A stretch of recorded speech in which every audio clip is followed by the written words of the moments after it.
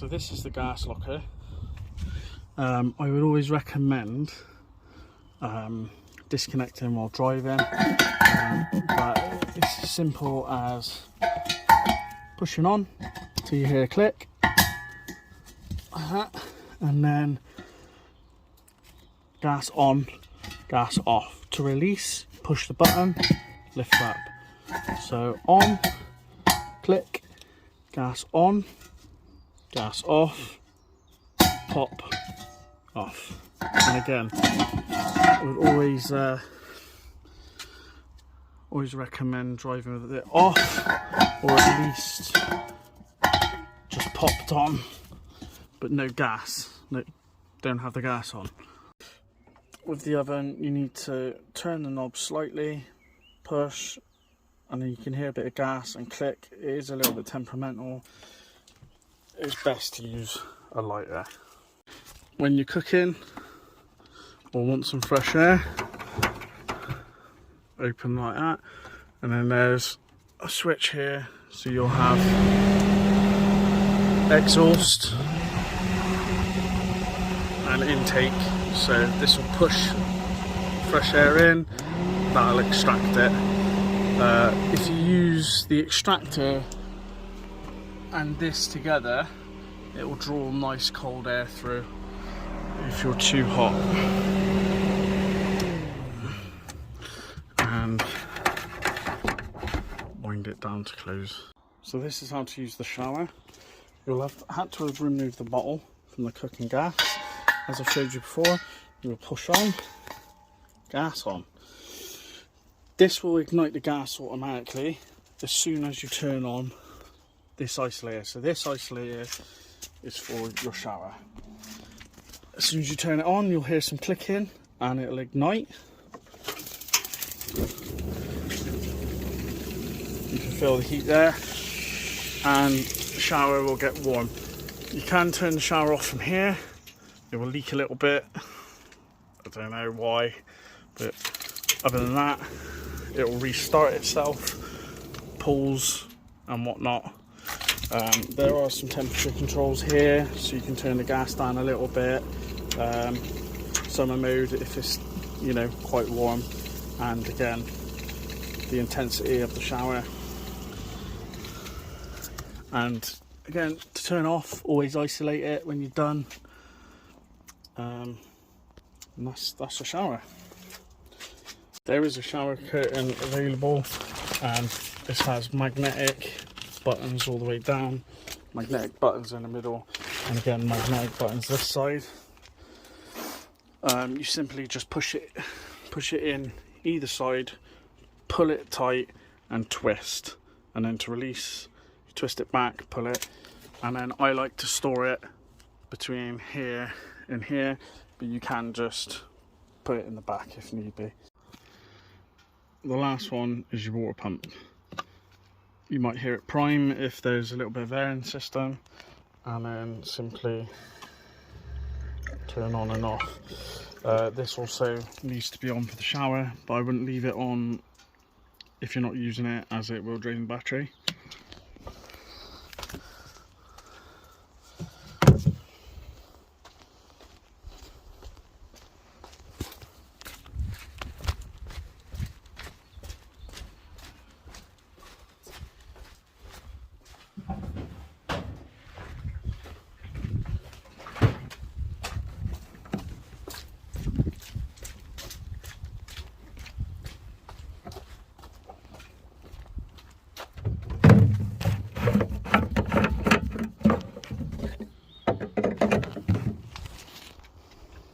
Here there are two options for your sink waste: 25 litre jug, which you'll have to empty, and if it's just water and stuff, you can use this, and that goes straight out the bottom of the van.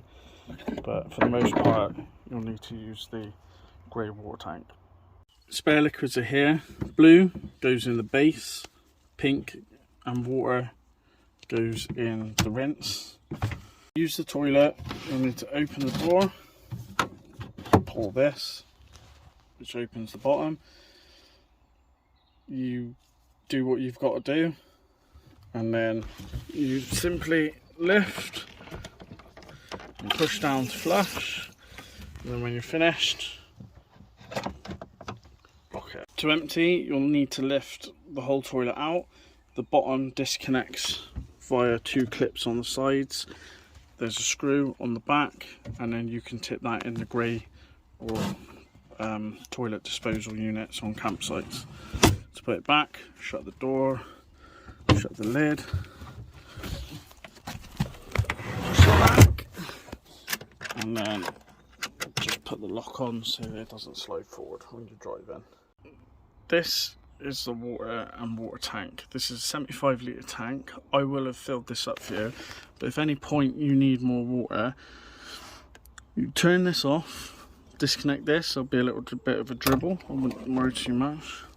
I'll have supplied you with this hose. Connect the hose up, connect the other end to your tap, turn the tap on, and then you will need to twist this to fill it up. You'll have to watch this when it's filled up. When it's full, you'll need to turn this off. Back at the tap end, you'll need to turn the tap off, and there will be some water this side, but just disconnect it as quick as you can, get it out of the van, then reconnect up the feed and retwist it back on. For the most part, you won't need to go into the locker. This is the main breaker for these. That's all your lights, water pumps. Your inverter is on and off. If you're not using the inverter, always leave it off as it will drain the battery. But if you're using the inverter, you'll need to have the switch over towards the inverter. If you're using shore power electric hookup, you'll need it clicked over here, and that will run all of the main 240 plugs. So shore power off, and then that's inverter, and then you'll need to turn it on. Again, if you're not using the inverter, always have it off as it will drain your batteries. If you wish to keep an eye on the solar panel and the battery level, you can download this app. I'll provide a link for it. You simply add device, and that should show up, confirm. And this will help you keep an eye on the battery level. If your batteries do get low at any point and it's not sunny, you can drive the van will charge the batteries for you. These are your 240 plugs. These are run by either the inverter or the shore power electric hookup, whichever one you're using at the time. The voltage here can be a good indicator of how much battery you have left. So when it goes under 12 volts, around about 11.8, you're getting towards empty. Anything 14 and above, you're full. So this is a good indicator of how much battery power you have left. You do have 220 amp hours, and if you ever do get a little bit low, you can drive the van and it will charge the batteries, as well as the solar panel will be charging it at all times.